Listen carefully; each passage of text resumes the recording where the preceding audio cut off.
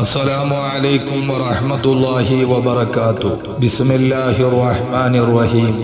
പ്രിയപ്പെട്ട മുഅ്മിനീങ്ങളെ, ഏറെ ആദരിക്കേണ്ട, കരുതലോടെ ഉപയോഗപ്പെടുത്തേണ്ട പ്രധാനപ്പെട്ട ഒരു മാസമാണ് മുഹറം. അല്ലാഹുവിന്റെ മാസമെന്നാണ് മുത്ത് റസൂൽ സ്വല്ലല്ലാഹു അലൈഹി വസല്ലം ഈ മാസത്തെ വിശേഷിപ്പിച്ചത്.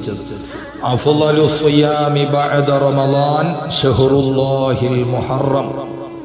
റമളാൻ അല്ലാത്ത ഒരു മാസം മുഴുവനായി നോമ്പെടുക്കണമെന്ന് നിങ്ങൾ ആഗ്രഹിക്കുന്നുവെങ്കിൽ ഏറ്റവും അനുയോജ്യമായ മാസം ശഹ്റുല്ലാഹ്.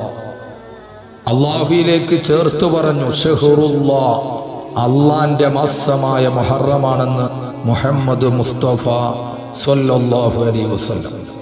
ഒരു മാസത്തെ, ഒരു കാര്യത്തെ, ഒരു വീടിനെ അല്ലാഹുവിലേക്ക് ചേർത്ത് പറഞ്ഞാൽ അതിൻ്റെ മഹത്വം വർദ്ധിക്കും.